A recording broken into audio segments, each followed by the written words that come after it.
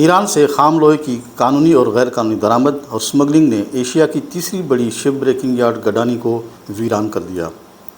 Mafia نے لاکھوں خاندانوں کا روزگار داؤ پر لگا دیا۔ سالانہ 10 سے 1500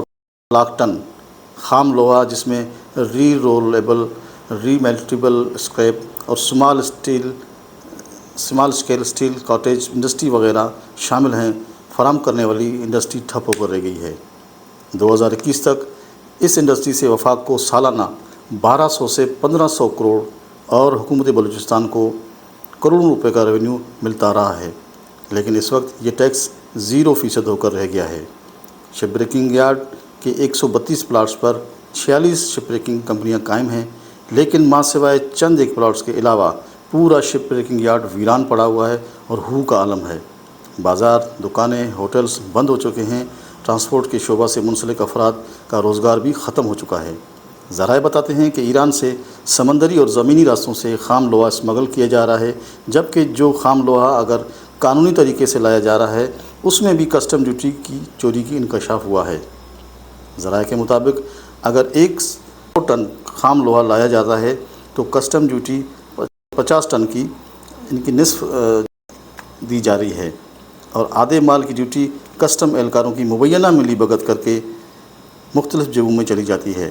جس سے ملکی معیشت کو نقصان پہنچایا جا رہا ہے، تو دوسری طرف ملک میں شپ بریکنگ انڈسٹری کو تباہ و برباد کیا جا رہا ہے۔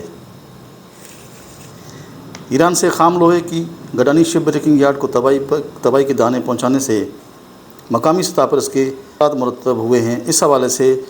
جب ہم نے گڈانی کی معتبر شخصیت وڈیرہ راشد انور بلوچ سے بات کی تو ان کا کہنا تھا کہ میرا نام وڈیرہ راشد انور ہے اور میرا تعلق گڈانی سے ہے۔ گڈانی کا لیبر کونسلر بھی میں ہوں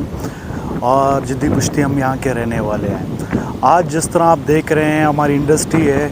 جو ماشاءاللہ سے تقریباً کوئی 45 سال سے یہاں پہ شپ بریکنگ کا کام کر رہی ہے گڈانی میں، تو دنیا میں پہلے دنیا کے تیسرے نمبر پہ ہی آتا تھا۔ آج آپ دیکھ رہے ہیں پہلے ایلسیاں بند تھیں، اس کے اوپر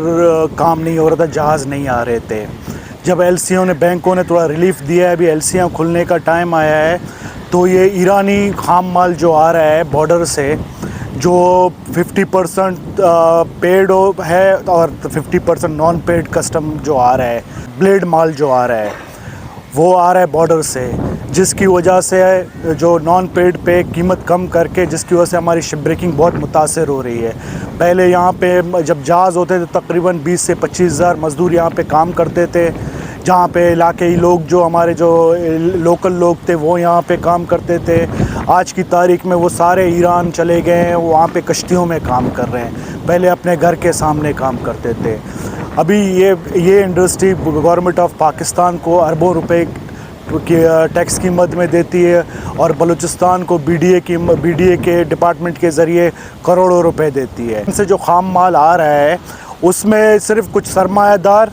اور اپنا کسٹم کے اہلکار وہ صرف فائدہ اٹھا رہے ہیں۔ یہاں پہ جب جہاز آتا ہے تو ہزاروں لوگوں کا روزگار اس کے منسلک ہے۔ بالکل گڈانی شپ بریکنگ یارڈ کے عروج کے زمانے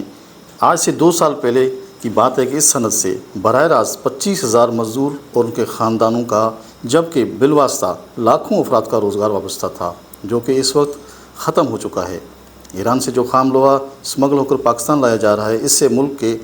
بینکنگ چینل کا استعمال نہیں کیا جا رہا، بلکہ ذرائع کے مطابق ایران سے اسمگل شدہ مال کی ادائیگی بیرون ملک ہنڈی حوالہ کے ذریعے ہوتی ہے، جس سے ملک میں ڈالر کی کمی کا خدشہ بھی خارج از امکان نہیں۔ شپ بریکنگ یارڈ اور خام لوہے کی خرید و فروخت سے وابستہ افراد سے جو ہماری بات ہوئی تو ان کا بتانا تھا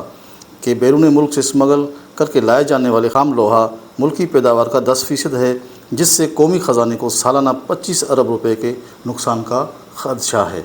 شپ بریکنگ یارڈ میں روزگار کے ذرائع ناپید ہونے سے یہاں پر کام کرنے والے مزدور طبقہ کن مشکلات کا سامنا کر رہا ہے، اس حوالے سے جو ہماری مزدوروں سے بات چیت ہوئی وہ بتا رہے ہیں کہ یہ سب گڈانی بند تھی، ہم بے روزگار تھے، اللہ اللہ کر کے یہ جہاز لگا صاحب، اب ایران سے پھر دوبارہ مال آنا شروع ہو گیا تو پھر یہ ہمارے چولہے پھر بند ہو جائیں گے، ہم کہاں جائیں گے؟ ہمارے چولہے اسی گڈانی پہ چلتے ہیں، یہ بند ہو گیا، ایران سے جیسے مال آنا شروع ہو گیا تو ہم لوگ پھر بے روزگار ہو جائیں گے، تو ہم لوگ کہاں جائیں گے؟ ہمارے اوپر مہربانی کی جائے۔ تھا تو ہمارا بہت بڑا گزارا ہو رہا تھا اس کے اوپر. ابھی پھر گڈانی بند ہونے کا اندازہ ہے کہ یہ بند ہو جائے گا تو ہم کیا کرے گا. مزدور آدمی ہے غریب. ادھر سے KPK سے ہم آتے ہیں ادھر کام کے لیے.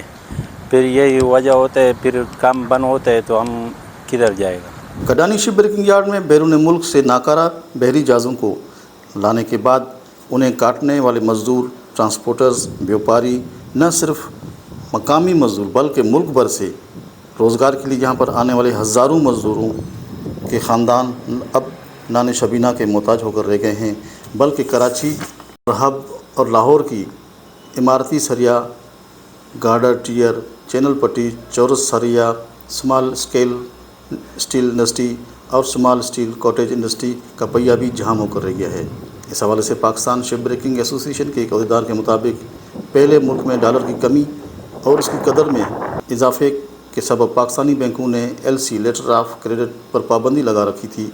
لیکن اب ڈالر پر قابو پانے کے بعد جب بینکوں نے شپ بریکرز کو LC کھولنے کا گرین سگنل دیا ہے تو مافیا نے ایران سے خام لوہے کی قانونی اور غیر قانونی درآمد کا سلسلہ شروع کر دیا ہے. ذرائع بتاتے ہیں کہ ایران سے لایا جانے والا خام لوہا بلوچستان کے صنعتی شہر ہب کے قریب کراچی کے علاقہ یوسف گوڈز